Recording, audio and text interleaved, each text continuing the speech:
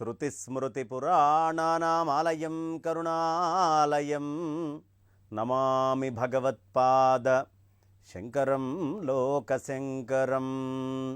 శంకర భగవత్పాదాచార్యుల వారు అనంగానే మనకి సమస్తమైన వైదిక ధర్మాలు, ఉపనిషత్తులు, బ్రహ్మసూత్రాదులు, ఆ తర్వాత భగవద్గీత భాష్యం, విష్ణు సహస్రనామ స్తోత్ర పారాయణాలు, లలితా సహస్రనామ భాష్యాలు, అనేకం. అసలు శంకరులు అంటేనే ఈ ప్రపంచంలో మనం ఏ క్షేత్రానికి వెళ్ళినా, ఏ ప్రదేశానికి వెళ్ళినా, భారతదేశంలో మీరు ప్రధానంగా ఏ క్షేత్రానికి వెళ్ళినా ఇక్కడికి శంకరాచార్యుల వారు వచ్చారండి.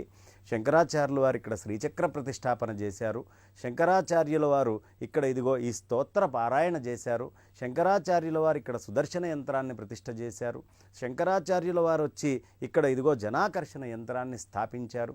ఇక్కడ అమ్మవారిని ప్రశాంతపరిచింది శంకరాచార్యుల వారు అని ఏ గుడికి వెళ్ళినా, భారతదేశంలో ఏ గుట్టకి, ఏ మిట్టకి ఎక్కడికి వెళ్ళినా శంకర భగవత్పాదాచార్యుల వారి యొక్క విభూతి మనకి దొరికి తీరుతుంది.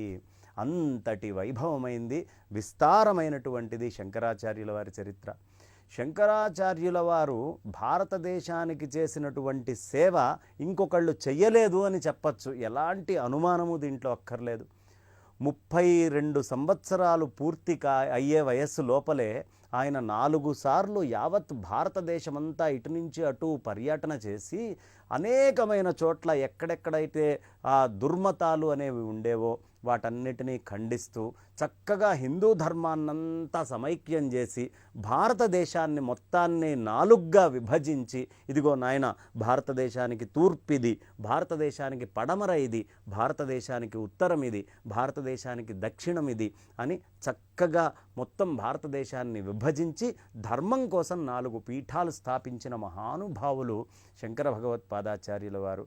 మనము దక్షిణాపథంలో గనక వచ్చినట్లయితే ఇదిగో నాయన శృంగేరి మీకు ధర్మానికి ప్రధానమైన ప్రదేశము, ఇది దక్షిణాపథంలో ప్రధానమైనటువంటి ప్రాంతము అని దక్షిణానికి మొత్తానికి శృంగేరిని పీఠంగా పెట్టారు.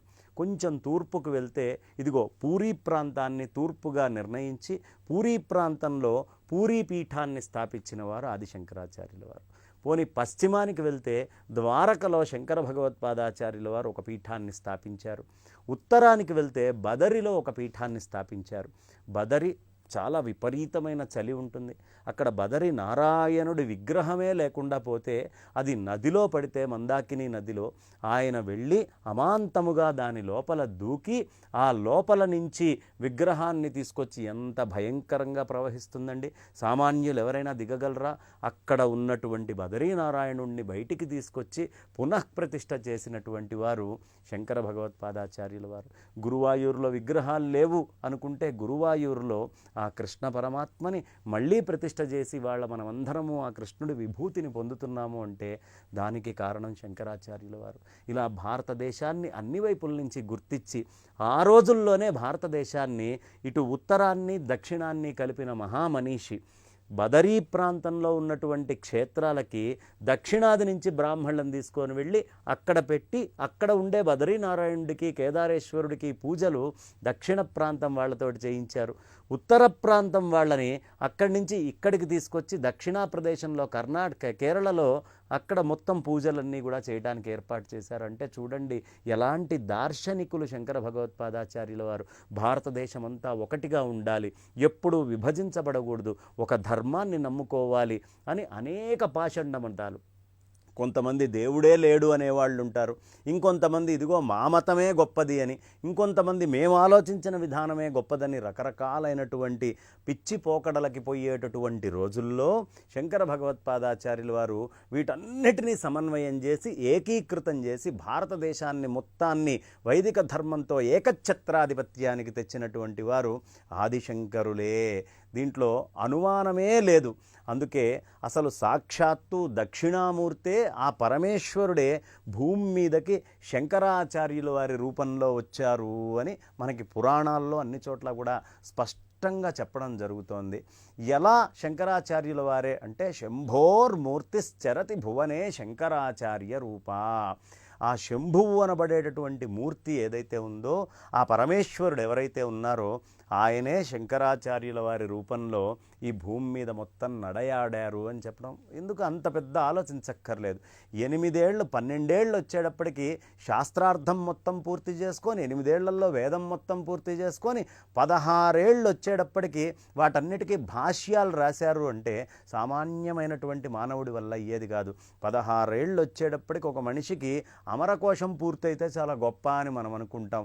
అలాంటిది వేదాంగాలన్నీ పూర్తి చేసి, శాస్త్రాలు పూర్తి చేసి, వాటికి భాష్యం కూడా రాశారు అంటే అది సామాన్యమైన మానవుడితో అయ్యేది కాదు.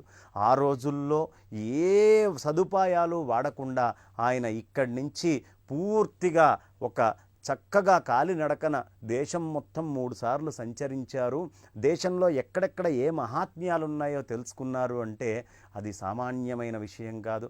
అలాంటి శంకర భగవత్పాదాచార్యుల వారి గురించి, వారు రాసినటువంటి స్తోత్రాల గురించి ఇంకా అనేకము ఎంత చెప్పుకున్నా చాలా కొద్దిగే. ఒక మనిషి ఆయన యొక్క చరిత్రని సంపూర్ణంగా అంటుకోలేడు. అంతటి మహత్తరమైన చరిత్రలో ఈశ్వరుడు అనుగ్రహించినంత మటుకు, నాకు తెలిసినంత మటుకు చెప్పుకుందాం. రేపు మరొక విషయం తీసుకొని శంకర భగవత్పాదుల వారి గురించి మనం స్మరణ చేసుకుందాం. స్వస్తి.